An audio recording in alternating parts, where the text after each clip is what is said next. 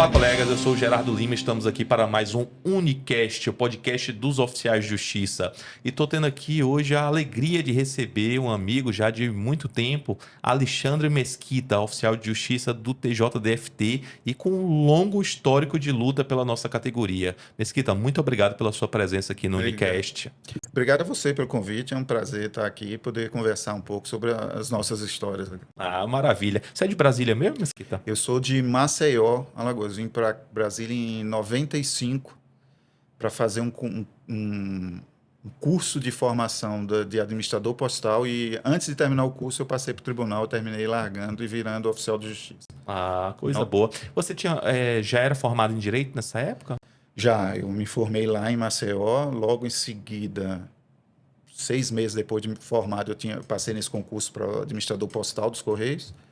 Vim para cá e teve a oportunidade do concurso, eu fiz, demorou um pouco para ser chamado, e em 98 assumi no TJ. E o que te atraiu no cargo de oficial de justiça? Assim, você conhecia outros oficiais de justiça? O que te chamou a atenção? Gerardo, eu confesso a você que assim, eu conhecia pouco, conhecia assim, da atividade da advocacia, né? Mas eu fiz isso basicamente lá em Maceió, mas profundamente eu conhecia muito pouco.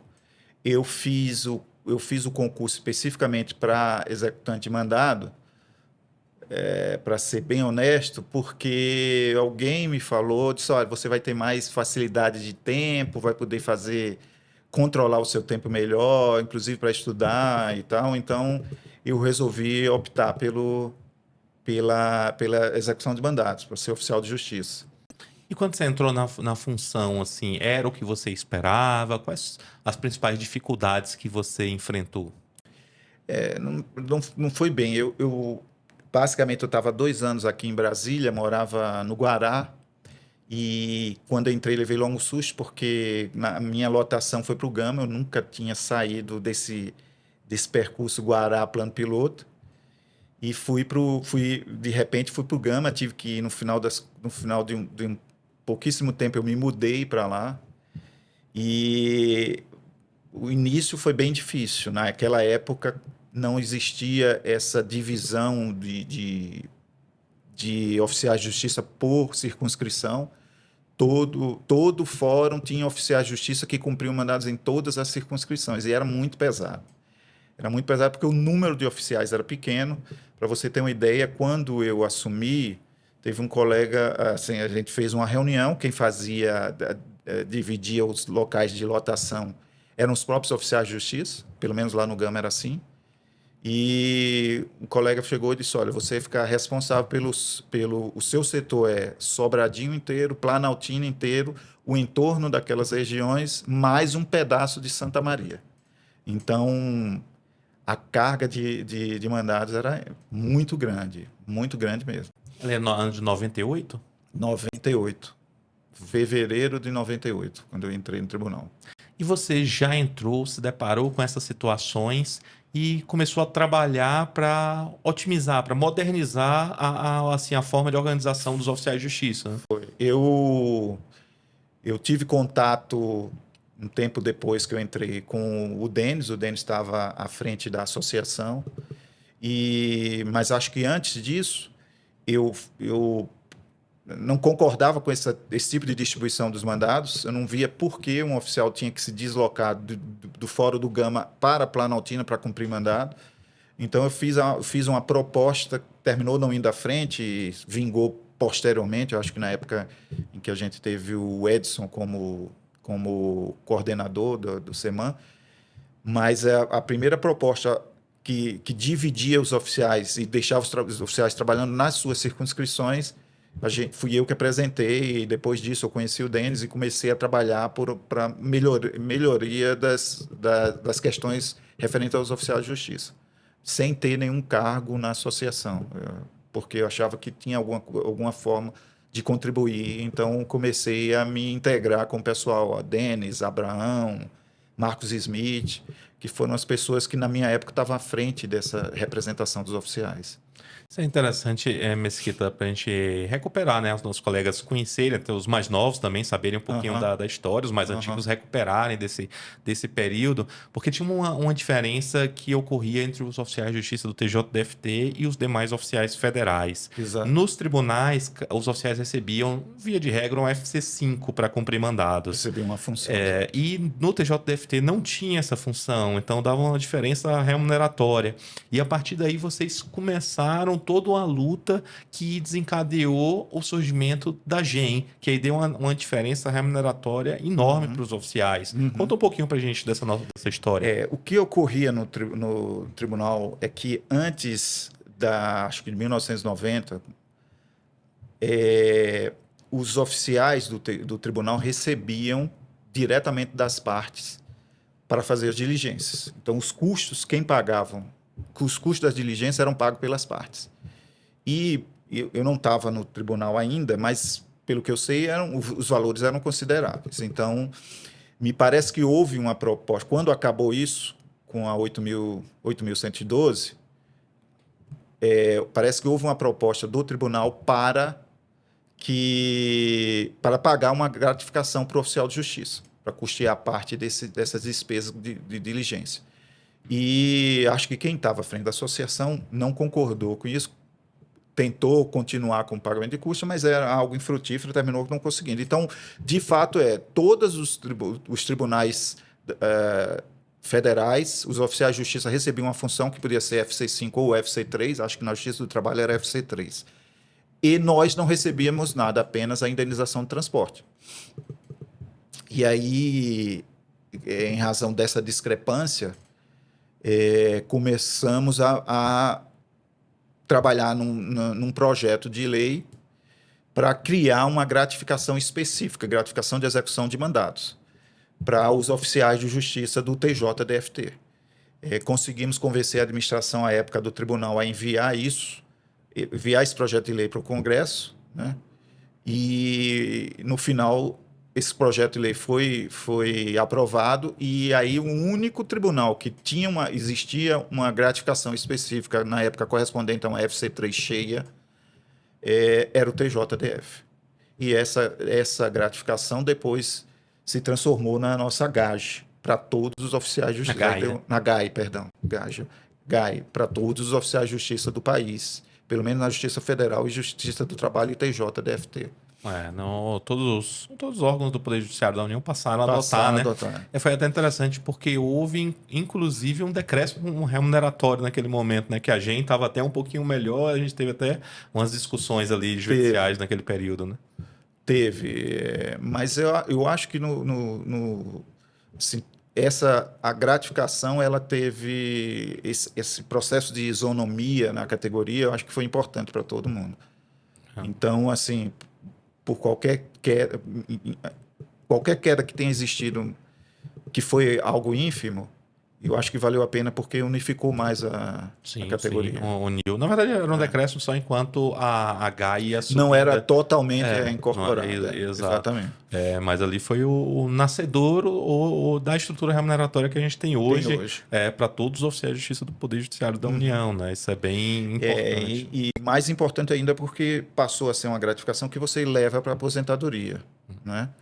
Antes você nem tinha gratificação, e mesmo a FC3 você não incorporou durante um certo tempo, mas depois deixou de incorporar. Então, você perderia ao se aposentar. Com a GEM e depois com a GAI, não. A gente conseguiu mais esse benefício, né? Deu uma segurança muito maior, né? E foi uma vitória enorme, assim, dentro do Congresso Nacional, né? Que os colegas... E foi uma luta grande. Nós tivemos algumas lutas no Congresso Nacional. Uma delas foi essa, que frequentemente nós fazíamos visitas aos tribunais superiores, principalmente ao Supremo, para convencer a administração a apoiar o projeto lá, e visitando sempre deputados, senadores, para pedir o voto deles a favor da aprovação. E, felizmente, nós conseguimos sair vitoriosos dessa batalha. Muito, muito importante. Os mais antigos conhecem bem essa história porque foi um divisor de águas na Foi, nossa carreira, né? Deu uma diferença remuneratória enorme na foi, época, né? foi Bem, sim. bem importante. Uma das grandes vitórias da AOJUS, né? Uhum. Inclusive, depois você foi presidente, foi vice-presidente, depois presidente da Foi AOJUS, né? em 2003 e o Abraão se candidatou à presidência, eu me candidatei com ele como vice-presidente, ficamos na gestão de 2003 a 2005 e eu voltei em 2009 a 2011 já como presidente. Quem estava como meu vice na época era o Gustavo Terra, colega nosso, acho que está em Taguatinga hoje. E depois, em 2011 e 2013, a minha segunda gestão à frente da associação com o Luiz Henrique, que trabalha hoje no Núcleo, está lotado no Núcleo. Isso, né? E nesse período, assim, quais os projetos, assim, como é que foi sua experiência na AOJUS, assim, o que que você viu que podia avançar, o que conseguiu, o que que acho que ficou ainda para ser trabalhado? É, assim, só retrocedendo um pouco, eu também tive um período como diretor jurídico da FenaSojaf, na época em que o Denis era presidente lá. Então, assim, voltei a ter um contato maior no Congresso Nacional, que tinha alguns projetos lá. Na gestão na primeira, acho que na primeira gestão do governo Lula, nós perdemos o porte de arma, mas trabalhamos incansavelmente para tentar manter, mas infelizmente não conseguimos. E eu acho que isso é uma das frustrações que eu tenho, porque eu acho que é interessante o oficial ter a opção de andar armado, porque é uma atividade que gera muita insegurança. Você sai sozinho, vai se ver em várias situações e que não tem apoio do tribunal, não tem apoio da polícia. Então, essa é uma das grandes frustrações que eu tenho, de não ter conseguido nos manter dentro do Estatuto do Desarmamento como uma das categorias que tem o porte de arma. E depois disso, a gente teve alguns desafios, mas aí passaram a ser desafios mais internos, né, no TJ. Nós criamos algumas situações para tentar melhorar a rotina dos oficiais de justiça. Eu lembro que a nossa gestão, acho que em 2009, criou um manual para uniformizar a atuação do oficial de justiça dentro do Tribunal do Júri, porque não existia nada sobre isso. Então, a gente fez isso. Inclusive, esse manual foi solicitado pela Justiça Federal, porque os oficiais de justiça faziam pouco júri lá e eles utilizaram isso. Depois houve modificação de procedimento e ele está desatualizado. Criamos também um manual para orientação de portaria, pessoal de prédios, que é um outro problema. Esse pessoal não sabe como deve tratar com o oficial de justiça, quais.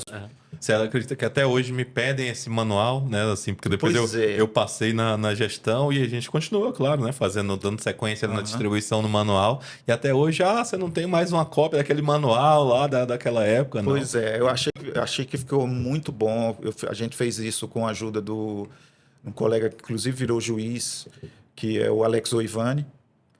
Então, eu achei que foi importante, principalmente quem trabalha em áreas que tem muitos condomínios verticais, porque dá uma clareza a respeito de como é a atividade do oficial de justiça, quais os poderes que ele tem, qual o direito que ele tem, porque a gente tinha muita discussão, acredito que deve estar voltando isso, por desinformação do pessoal de portaria, às vezes até a administração dos. Então, essa foi uma das questões. E depois a gente começou a tentar fazer algumas modificações no tribunal, uma luta muito grande que não conseguimos ainda que a nossa administração no TJ concordasse com a limitação do número de mandados, né? Porque uma, havia e ainda hoje há um excesso de mandados entregues ao oficial de justiça para dar cumprimento, não é? E então a gente, em toda a nossa gestão, mais na última gestão, a gente trabalhou muito com a administração da época para tentar criar essa limitação, mas infelizmente não tivemos êxito. Mas veio a pandemia, modificou-se as rotinas, né? Aí as gestões atuais é que tem que analisar o que é que deve, se deve ou não encaminhar esse pedido, deve manter isso. Mas, assim, a minha gestão, eu tinha por meta tentar fazer uma gestão mais sóbria. Na última gestão, nós tivemos ameaçados de perder a sala que nós tínhamos dentro do tribunal, nós temos ainda hoje dentro do tribunal, com a criação dos Sejus, que nos informaram que eles iam precisar de espaço, chegaram a reduzir o espaço da associação. Então, assim, a minha última gestão foi preocupado em criar um caixa para que nós tivéssemos uma sede própria.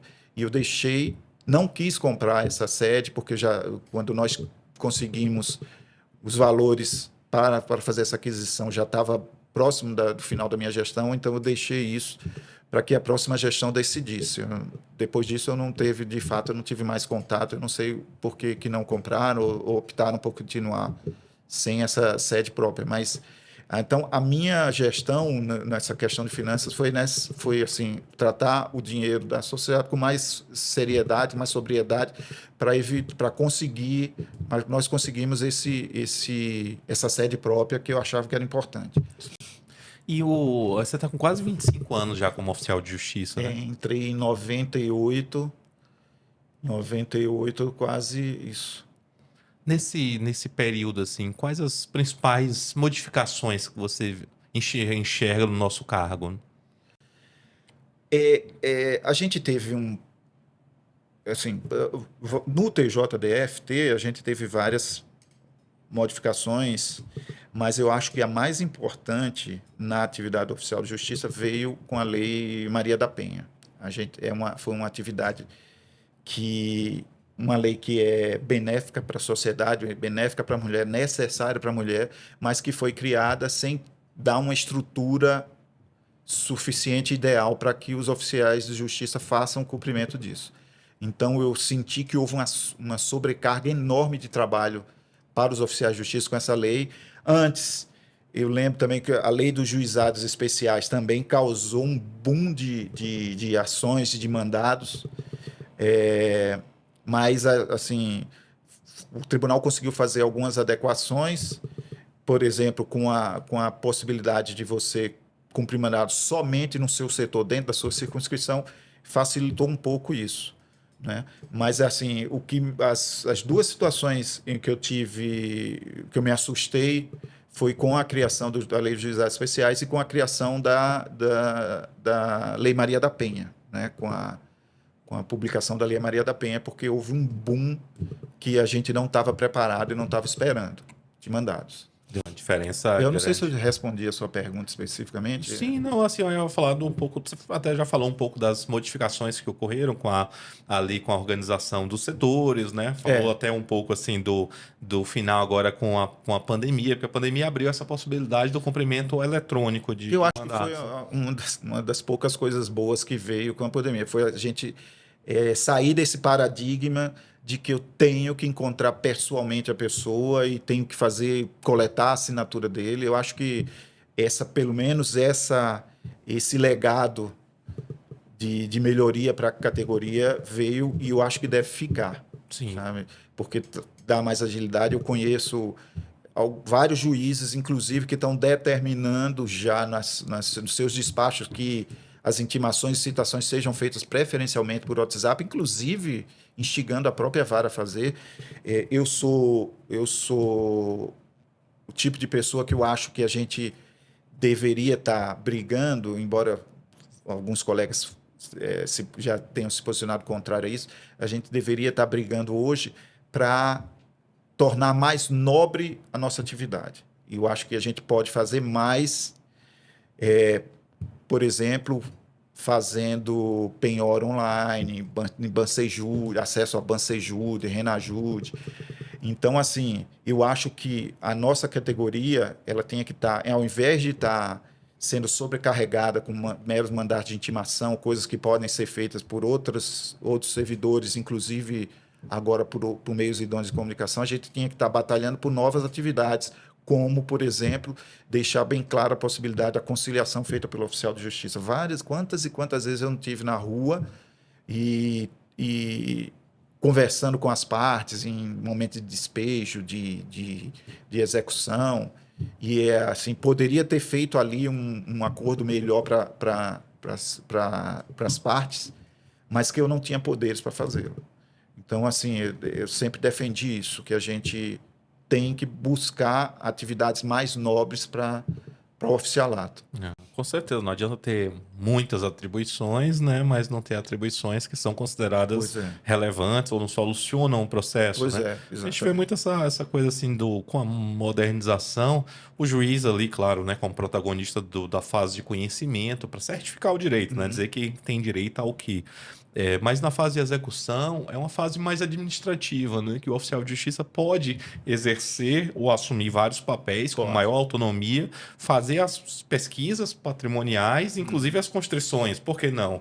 Né? Porque necessita de um magistrado e aí sobrecarrega o magistrado e o oficial de justiça ele acaba assim hoje, né? Claro, tem outras possibilidades, cumprimento dos atos de intimação de maneira eletrônica, e ótimo, é maravilhoso, porque na verdade no ato de comunicação, quando é que precisa do oficial de justiça? É quando você precisa da fé pública, né? No caso, numa hora certa. Mas, via de regra ali, é claro, o oficial pode fazer, mas o diretor de secretaria tem poderes para, por lei, ele pode fazer intimação, muitos já estão fazendo citação, né?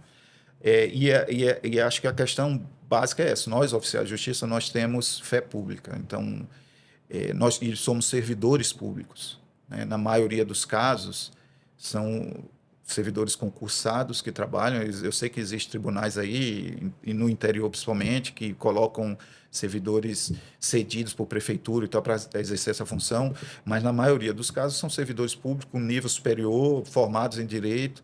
Então, assim, eu acho que a gente tem que batalhar para ganhar um destaque dentro da categoria de servidores públicos.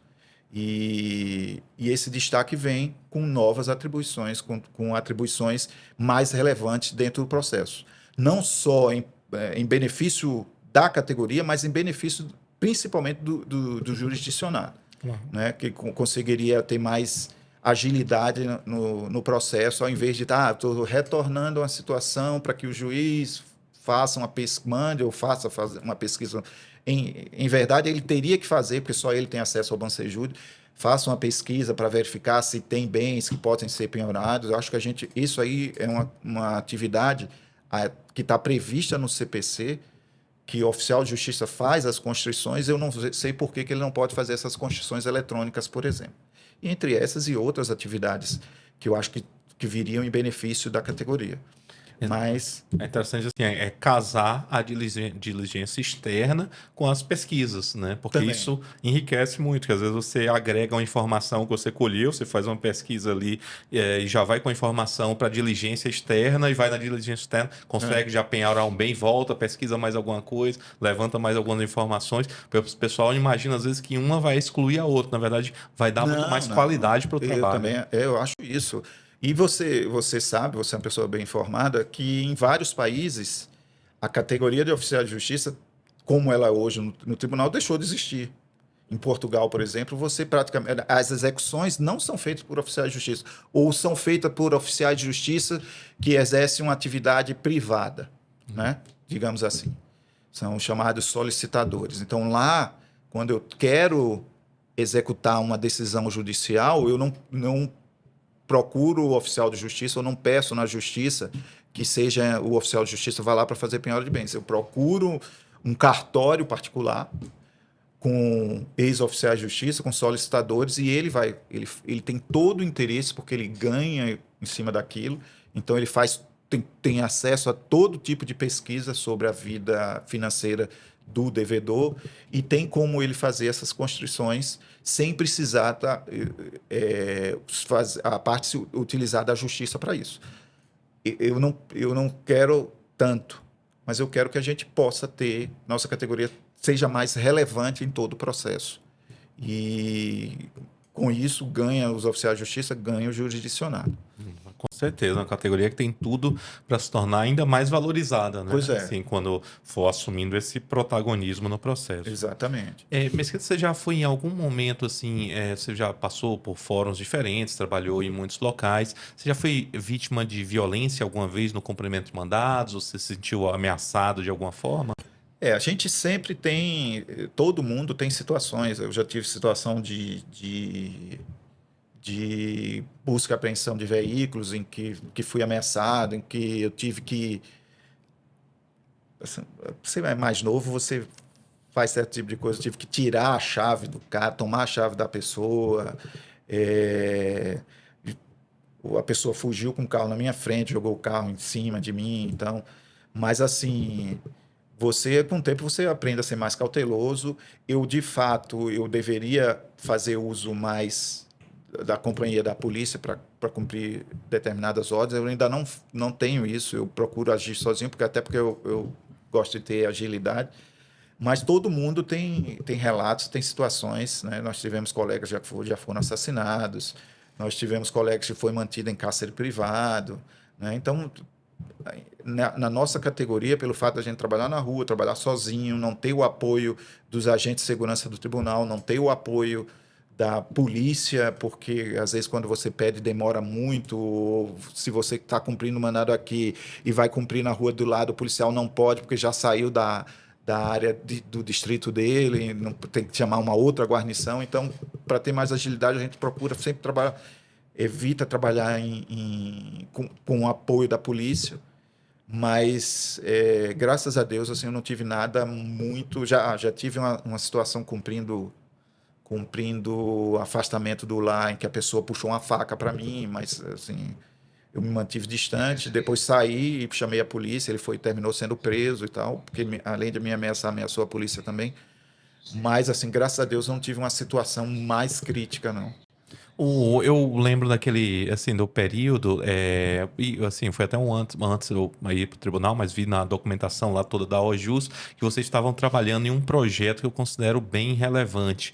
Era de criação da Lei Orgânica Nacional dos Oficiais de Justiça. Você Uhum. chegou a trabalhar diretamente nesse projeto, na elaboração? Não, acho que isso aí foi gestão posterior lá na FinaSojaf. Eu não cheguei a trabalhar, mas eu acho importante ter um documento que uniformize a atuação do oficial de justiça, é, que, que delimite a, a- o número de mandados, por exemplo, que ele pode receber, porque de fato já tive informação de vários colegas oficiais que caíram em estafa, tiveram problemas até psiquiátricos por causa do excesso de trabalho. Hoje, felizmente, com a mudança de rotina, com essa mudança de pensamento das administrações advinda desse momento de pandemia que nós passamos, eu acho que a situação melhorou um pouco para todos os oficiais de justiça, para todos os servidores públicos, na verdade. Mas nós ainda carecemos de um documento que uniformize o padrão, a forma de atuação e, inclusive, norteie as administrações, porque hoje nós temos situações distintas em vários tribunais e quando a atividade é basicamente a mesma. Até para, assim, uniformizar, porque tem estados, por exemplo, que até há uma gratificação em virtude do risco, né, da Pois é. atividade. Então, assim, consolidar tudo isso dentro de uma mesma lei, né? Como você Aham. colocou muito bem, poderia entrar a questão do porte de arma também, como tem a questão da aposentadoria especial, que é uma demanda antiga, extremamente justa, né? Porque Uhum. nossa atribuição é muito Uhum. próximo da polícia em inúmeros pontos, né? Uhum. Então, tudo isso é bem interessante. Mesquita, te agradecer mais uma vez aqui pela sua participação no Unicast. Você que tem uma contribuição enorme pela categoria, sempre ter esse perfil técnico, assim, sempre foi um profundo estudioso dos temas dos oficiais de justiça e não foi à toa que participou decisivamente de uma das grandes vitórias da nossa categoria. Muito obrigado por ter vindo aqui e por esse histórico de luta em prol dos oficiais. Obrigado a você. Eu não tô à frente da associação. Eu acho que já passei a bola para essa geração nova, que é uma geração muito boa, muito preparada. Mas sempre que puder ajudar de alguma forma, podem contar comigo. Você lá O sindicato. no sindicato, o pessoal lá na associação. Sempre que precisarem, a gente tá aí para ajudar, para unir. Te agradeço Tá bom? demais. É isso aí, pessoal. Hoje conversamos aqui com o Alexandre Mesquita, oficial de justiça do TJDFT e ex-presidente da AOJUS. Muito obrigado a todos mais uma vez pela audiência. Um forte abraço. Até o próximo episódio.